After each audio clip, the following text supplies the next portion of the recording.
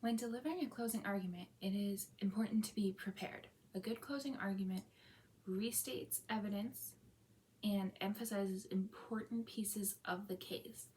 It is important to discuss the most important evidence and help the jury understand what that evidence proves and why it is essential to the case. It is also important to engage the jury. You should not simply read your closing argument like a letter, but use passion and emotion in a way that benefits your case and makes the jury believe you. For this arson case, I will try and get the jurors to connect with the victim and imagine the pain caused by arson. Have them imagine what it would be like if they were the victim of arson and if they lost their property due to this senseless crime. It is also important to address the opposing side's evidence and explain why the opposing side's points do not matter or change the case. It is essential to keep it simple, explain your points in a way the jury will understand. The jury are not experts in law. They may not fully understand the case. That's why it is important for you in your closing statement to explain in the most simple terms and ensure the jury understands the law of the case, the facts of the case, and why you should win this case. It is important to bring up the evidence that you believe is most important because it might have been a long case and you want your jury to remember the specific facts that help your case and help prove your overall point.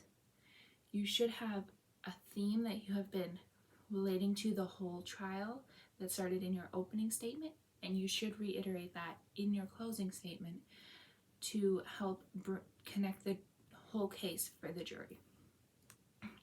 Historically, under common law, arson has been defined as the malicious burning of the dwelling of another. A dwelling is considered a place where someone lives or resides. Modernly, arson laws have changed to include structures other than dwellings and the defendant's own property, so it does not have to be the structure of another. In order for a person to be convicted of arson, there must be damage caused to the fire. Under common law, the damage does not have to be severe, but it has to meet the level of charring. Modernly, a defendant can be convicted of arson even if the structure is not damaged or charred. The prosecution simply has to prove the defendant started the fire with the intent to damage or destroy the structure.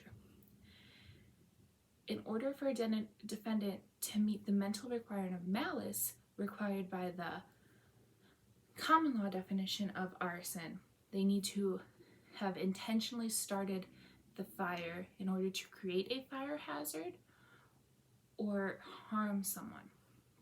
They also need to know that the consequences of their actions and that the property would burn or be damaged as a result of their actions. Many laws include varying degrees of arson based on how the fire was caused and the results of the fire.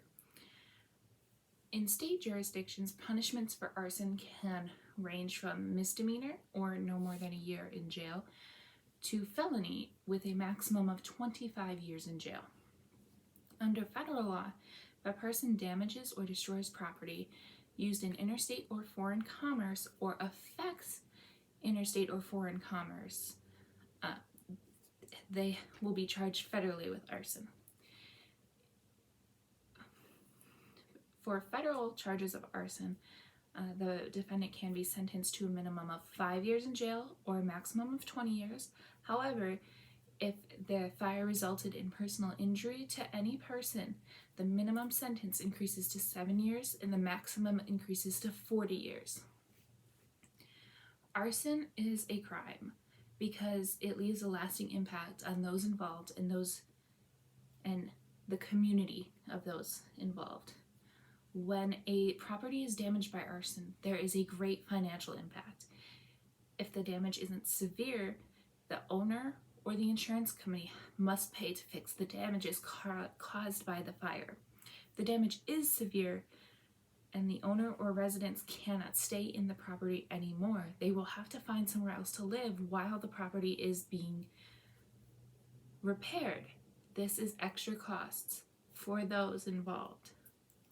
If the property is completely destroyed by the fire and has to be torn down, the value of that property is lost for the community, which impacts the entire economy, and tax revenue is lost for the community because the property is no longer there to pay the taxes. Another financial cost to the community is the supplies needed to extinguish the fire, and the firefighters who extinguish the fire are putting themselves in danger every time they have to put out a fire.